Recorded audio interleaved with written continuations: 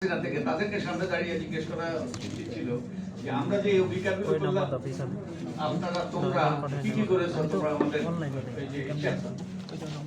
এই কাজটা যদি হইতো তাহলে কিন্তু শেখ হাসিনা এই পর্যায়ে আসতো না। তাই দলীয় প্রধান হওয়াটা শেখ হাসিনা দলীয় প্রধান এবং সরকার প্রধান এবং একই সাথে আইনসভার প্রধান এটাই কাজ হয়েছে বিশ্বত দলীয় প্রধান হওয়াটা। দেখেন এই যে ভারতে হ্যাঁ এখন কিছুটা তাদের ওখানে কর্তৃত্ববাদ সৃষ্টি হচ্ছে কিন্তু তবুও মোদী কিন্তু দলের প্রধান নয়।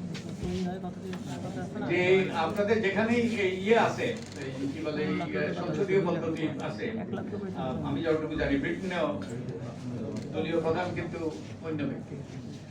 আমি মনে করি এই যে ক্ষমতার কুক্ষিগত হওয়াটা এটাই একটা অন্যতম কারণ ছিল।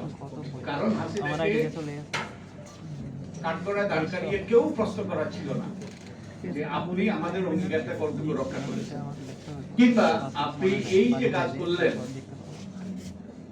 এটা তো আপনি আমাদের দলকে আপনি আমাদের দলের দুর্নাম করলেন। তাই এখন যে যেসব কথা বলা হয় দল কিন্তু দায়িত্ব রাখতে পারে না। হাসিনা শেখ হাসিনার যতটুকু দায়ী দল তার চেয়ে বেশি দায়ী, কারণ দল তার ভূমিকা পালন করে নাই এবং সঙ্গত কারণে, কারণ একই ব্যক্তি দলের এবং সরকারের প্রধান। এনিওয়ে আমি অনেক কথা বলে ফেলছি। তো আমরা এইসব কিছু বিষয়গুলো আমরা চেষ্টা করছি একটা ঐক্যমত্যে পৌঁছার এবং আমরা চেষ্টা করেছি আমাদের যখন এই যে কমিশনগুলো 11টা কমিশন এই কমিশনগুলো চেষ্টা করেছে অনেক অংশীদারের সাথে আলাপ করার। আমরা দলগুলোর সাথে চেষ্টা করেছি, চেষ্টা করছি। আমাদের প্রথম দফা শেষ হয়েছে, আমরা দ্বিতীয় দফা সম্ভবত 2 তারিখে শুরু হবে। আমাদের মাননীয় প্রধান উপদেষ্টা ফিরে আসার পর তো আমরা আশা করছি যে আমাদের আকাঙ্ক্ষা হলো একটা কতগুলো বিষয় ঐক্যমত্যে পৌঁছে এবং এই ঐক্যমত্যে পৌঁছে একটা জাতীয় সনদ প্রণয়ন করা। এই জাতীয় সনদের হবে এমন একটা অঙ্গীকার সব দলের, যে অঙ্গীকারগুলো তারা বাস্তবায়নের জন্য তারা প্রতিশ্রুতিবদ্ধ হবে এবং এটা আশা করি লিখিত হবে এবং এটা রাজনৈতিক দলটাই ঠিক করবে এটা কিভাবে বাস্তবায়িত হবে। তো আমাদের আকাঙ্ক্ষা হলো জুলাই মাসে আমরা এরকম একটা অঙ্গীকারে এইরকম একটা জাতীয় সনদে আমরা প্রণীত হবে এবং স্বাক্ষর করা সম্ভবপর হবে।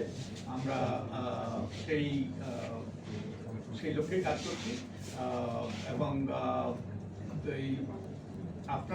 আপনাদেরকে নাগরিক সমাজের অংশ হিসেবে আমি আপনাদেরকে অনুরোধ করব আপনাদের সোচ্চার করার জন্য।